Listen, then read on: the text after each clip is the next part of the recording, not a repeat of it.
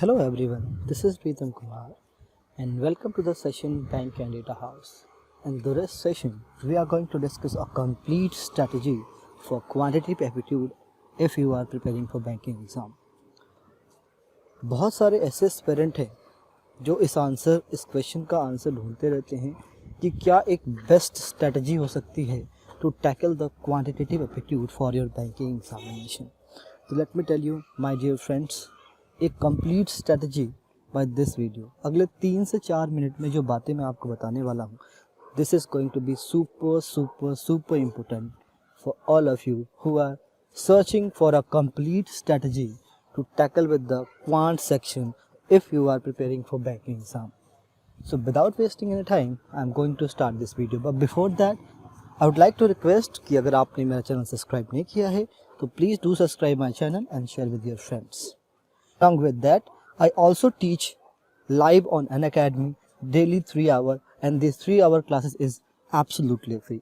So if you want to join me on there, and I teach on Unacademy the subject which is called quantitative aptitude, data interpretation as well as reasoning for your banking examination.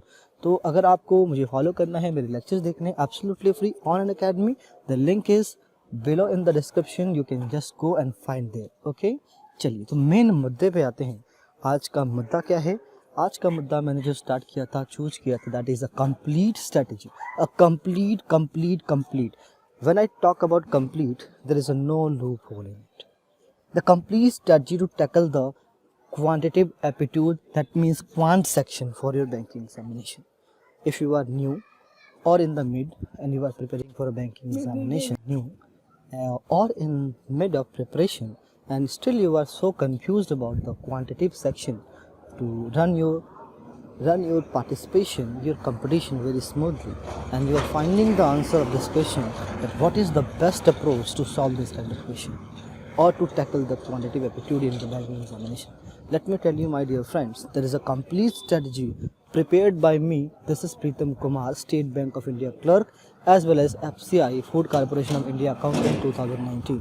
I have also scored 5 time full out of full in quantitative aptitude. The exam like RRB, Grade B, RBI assistant, SBI clerk, IBPI's clerk. And also in the State Bank of India PO prelims, I have scored 30 out of 30 because I have attempted 30 and get 30 in the quant section. Apart from this, I have cleared already 20 plus prelims examination as well as 5 plus mains examination, and selected in 2 examination like FCI and State Bank of India clerk 2019. So we are starting the complete strategy for the quant section for your banking examination. As you have seen in the screen, there is mentioned a complete strategy to score a good marks in the quantitative aptitude. When I say about good marks, that is good marks. If you follow the same, that what I am talking about, you will definitely see a positive change in yourself. Definitely. चलिए start करते हैं. देखिए, the first thing which I would like to talk is the topic wise practice. Topic wise practice. Sir ये तो हमें पहले से पता है, सर आप क्यों बता रहे हो topic wise practice? Let me tell you my dear friends, आप लोग एक कंप्लीट अगर प्रिपरेशन करना चाहते हैं तो आपको टॉपिक वाइज प्रिपरेशन करनी चाहिए. Step 1 is very clear. देखो ना नीचे क्या लिखा है, learn the concept. When I am talking about topic wise practice, that I am talking about each topic you have to learn the concept in detail and practice at least 500 questions of each of topics. समझ में आ गया? अगर आप कोई भी topic choose कर रहे हैं, चाहे वो प्रॉफिट लॉस है, कंपाउंड इंटरेस्ट है, सिंपल इंटरेस्ट है, बोर्ड स्ट्रीम है, डिस्टेंट डायरेक्शन है, प्रोबेबिलिटी है, परमुटेशन है, कॉम्बिनेशन है, डेटा इंटरप्रिटेशन है, learn the concept first and try to do at least 500 questions initially topic wise. After finishing that, you will enter in second part. First of all, I would like to mention the topics which we have to cover. If you cover these topics, you will definitely cover all the topics of the quant section in your banking examination, जैसे कि profit loss, compound interest, simple interest, time and work, speed, time, distance, pipe and system, average, partnership, ratio, percentage, simplification. उसके बाद आता है quadratic equation, probability with permutation and combination, and data interpretation. Along with this, data sufficiency, and the most important thing is calculation. What I believe is the calculation is the key factor to tackle the quant section. If your calculation is good, you can definitely going to be tackle the quant section in a very good manner. And in red, you have seen that there is a mention, practice daily at least one question from each topic if possible. This is my personal suggestion, and what I do in my schedule is telling to you. The first thing is कि अगर आप topic complete कर लेते हो, आपने profit loss के भी कर लिए question, compound interest, simple interest, post stream, structure, then आपको ना डेली का ये टारगेट बनाना चाहिए कि आपको एक क्वेश्चन एटलीस्ट एक टॉपिक का करना है. उसके बाद आपकी श्रद्धा है, जितना करना चाहते हैं आप कर लीजिए, कोई दिक्कत नहीं है. Moving next, there are some example of data interpretation. People are doing data interpretation but they don't know what to do. So let me tell you about the type of data interpretation graph that can be asked in your examination. The first is the line graph. This is the first diagram. आपको इसके ऊपर practice करना है. This is the second diagram, the line graph. इसके ऊपर practice करना है. इसके क्वेश्चंस करने हैं अलग अलग तरीके से. This is the pie chart. इसके ऊपर क्वेश्चन करना है आपको. उसके बाद आपको इस तरह का डायग्राम पे प्रैक्टिस करना है. देन अगेन दिस तरह का डायग्राम. देखो एक तरह से देख लो ढंग से इस डायग्राम को. हर डायग्राम पे आप एटलीस्ट 5-10 क्वेश्चन को प्रैक्टिस करो, then it is going to be very very good for you. Next diagram comes to X axis Y axis values. अगर आपको इस टॉपिक का क्वेश्चन नहीं मिलता है, let me know in the comment box. I will definitely clear your doubts regarding this types of diagrams. Next diagram is candlestick diagram. This diagram is used in share market, and this type of question is asked in State Bank of India PO Mains Examination 2019, which I was given. That's cool. Okay. So this diagram along with the spider diagram. The next diagram is the area diagram. If you never find the question of this type of diagram, let me tell you, the question is asked from this type of diagram also. If you never find this type of question, comment below. I will provide you questions. The next is funnel DI, the very very important and trendy DI in nowadays in the mains examination. So you have to cover this all items of data interpretation, at least practice 10-15 questions of each data interpretation diagram. Along with this, there is a caselet DI. Along with that, there is a DI which is based on the Venn diagram, 1 variable, 2 variable and 3 variable. Basically 2 variable and 3 variable. You have to prepare for also this.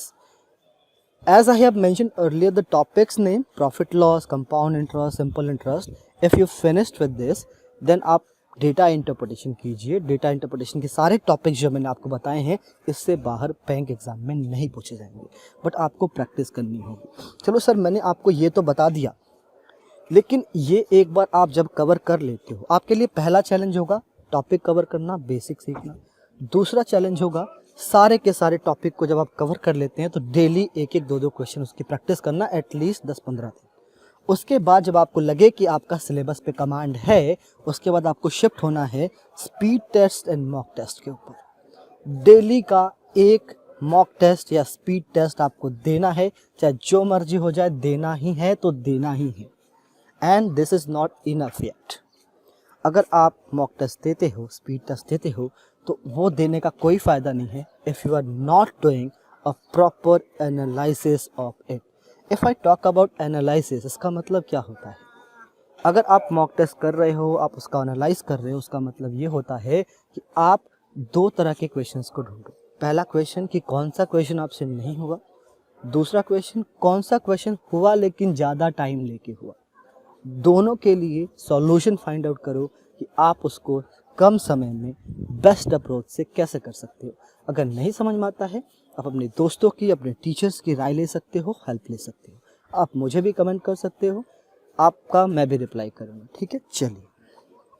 Red में मैंने इसलिए लिखा है the most important thing is to analyse the error and the time taking questions and proper implement, कि कैसे आप उसको करेंगे.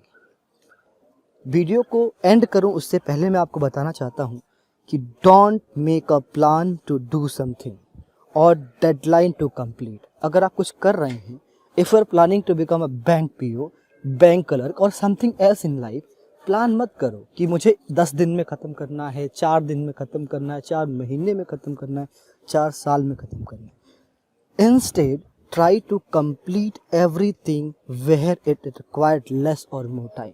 इसके अलावा आप क्या फोकस करो कि आप उसको कंप्लीट करो, चाहे वो टाइम कम ले ज़्यादा ले। अगर आपने फोकस कर लिया कि आपको ये बनना है, तो उसके बाद आपके लिए टाइम फैक्टर हट जाना चाहिए। वो 1 साल में हो, 2 साल में हो, 4 साल में हो, आपका फोकस वहीं रहना चाहिए, because you are wanting to become a bank PO or a bank clerk or something else in your life, whatever you want to be। अगर आपका ध्यान भटकेगा, टाइम फैक्टर को कंसिडर करोगे, समझ में नहीं आ रहा है ये कंसिडर करोगे, तो आपको लैकिंग होगी। ये मैं ऐसे ही नहीं बता रहा, मेरी जो प्रिपरेशन स्ट्रैटजीज रही हैं मैं आपको साथ शेयर करता हूँ। अगर मैं अपने बारे में बताऊँ, जब मैंने स्टार्ट किया, मॉक टेस्ट देता था, I will get only 10, 15, 20 marks out of 100 marks. मैं सोचता था कि यार वो कौन लोग हैं जो 80, 90 नंबर लेके आते हैं। देन मैंने सोचा, रिसर्च किया, क्वेश्चन किए, हर टॉपिक के 1000, 2,000 ने बैठ के, आप मानो या ना मानो, 1000, 2,000 क्वेश्चन, प्रॉफिट लॉस के, सिंप्लीफिकेशन के, कैलकुलेशन के, कंपाउंड इंटरेस्ट, सिंपल इंटरेस्ट, जहाँ से भी जो भी क्वेश्चन मुझे मिलता था मैं करता था। हम क्या करते थे, 2-3 दोस्त मिलके अलग अलग वेबसाइट के टेस्ट सीरीज परचेज करते थे। एक मैं सॉल्व करता था, एक वो करते थे, उनका फिर मैं सॉल्व करता, मेरा वो सॉल्व करते थे, ऐसे हमारा चलता रहता था। जितनी आप प्रैक्टिस करोगे, क्वांट सेक्शन आपका मजबूत होगा। आपको अगर हेल्प चाहिए, आप लाइव आ सकते हैं अनअकैडमी पे, मेरे से डायरेक्ट बात कर सकते हैं। आपकी कोई भी डाउट्स होगा मैं डेफिनेटली ट्राई करूँगा क्लियर करने के लिए। आपको बस कमेंट करना या मैसेज करना है टू मी, ओके। चलिए, और साथ ही साथ जब आप प्रिपेयर करते हैं ना, तो ट्राई कीजिए कि आप एथिकल पढ़ाई ना करें। एथिकल का मतलब मेरा क्या है कि कन्वेंशनल पढ़ाई, जैसे हम याद करके समझ के कर नहीं, ट्राई करें कि एक लॉजिकल माइंड आपका डेवलप हो और एक आपका अपना ही तरीका डेवलप हो to solve any kind of question. अपना तरीका, खुद का बनाया हुआ, खुद का मैन्युफैक्चर। क्यों? अगर जब आप खुद का बनाते हो, खुद का दिमाग लगाते हो, तो आपको सारे क्वेश्चन आपके हिसाब से सॉल्व होते हैं, दूसरों के हिसाब से सॉल्व नहीं होते हैं। तो this is the last advice that I am giving to you. I hope you will understand and implement the same. Thank you so much and good luck for your rest of your life and for your preparation.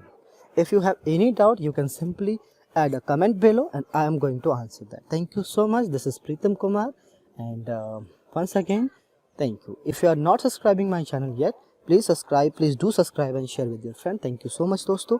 मैं आपसे मिलूँगा फिर next video में यूँ ही किसी informative विषय के साथ। ठीक है, चलिए था बस।